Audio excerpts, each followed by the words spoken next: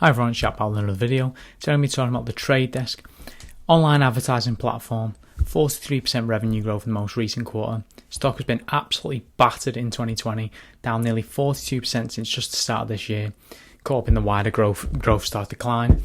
This stock is still a multi-bagger in the last decade. I want to establish, can it continue its run, and is it an investable stock at today's prices? To summarise what they do briefly, Trade Desk is an online platform for ad buyers, which is typically ad agencies, brands or technology companies, and they operate the buy side of the advertising technology space, focusing on connecting advertisers to ad space providers.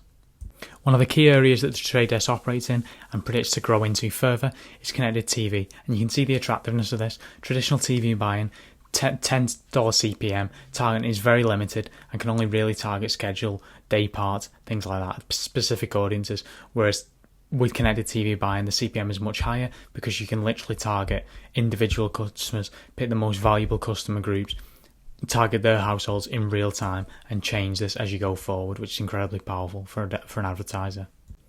The total global ad spending market is around $750 billion, which is just an absolutely enormous TAM. $230 billion of that is just linear television. The Trade Desk right now, total ad spend on the platform is around $6 billion, so there really is an enormous amount of market share to grab here.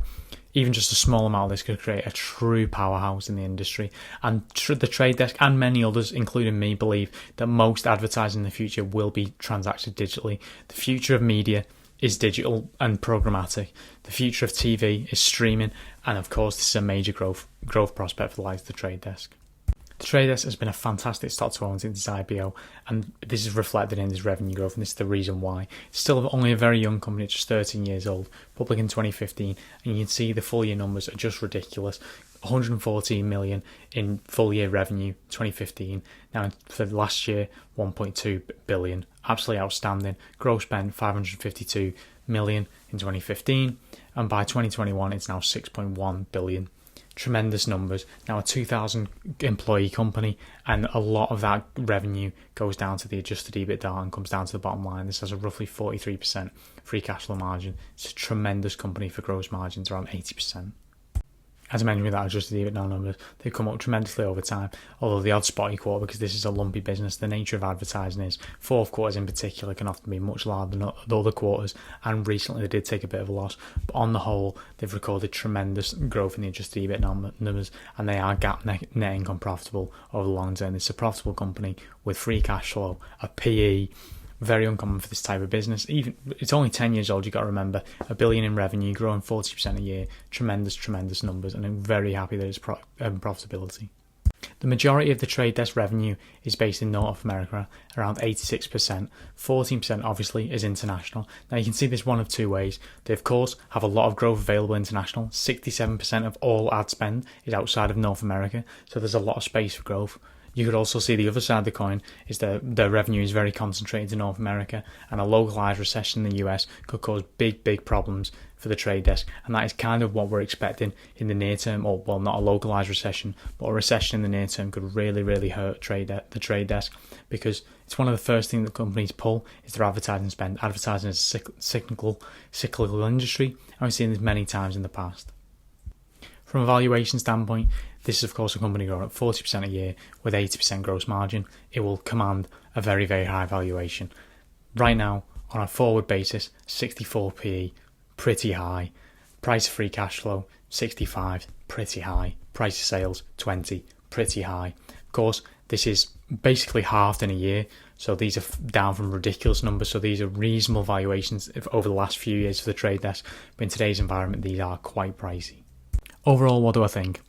Absolutely great company, strong, consistent growth in a market with enormous TAM with long-term tailwinds, so there's huge potential for this company to be much bigger than the $24 billion market cap it is today. Seemingly unaffected by privacy and cookie changes, which a lot of people thought was a serious headwind on this business, and they've navigated that really well. Excellent management with CEO and founder Jeff Green. He's consistently voted one of the best on Wall Street, and I really believe in him. It's consistently profitable with exceptional gross margins. Obviously an excellent company. I think in today's environment, 4P of 60, price free cash flow 60, and a 20 times sales is perhaps a bit rich, and it makes me a bit nervous. I love where the business is going, but in this environment of potential high interest rates and an incoming recession potentially, cutting our spend is so easy for businesses to do, and it's one of the first things to go. Advertising known to be a cyclical business.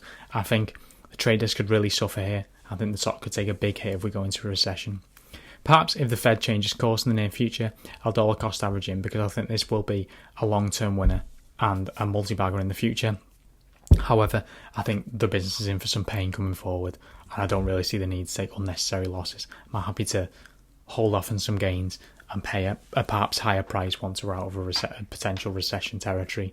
But of course, let me know what you think in the comments. Let me know if you think I'm right. Let me know if you think I'm wrong. If you're enjoying the videos, what you'd like to see next. And like and subscribe if you're enjoying the content. I'll see you again next time.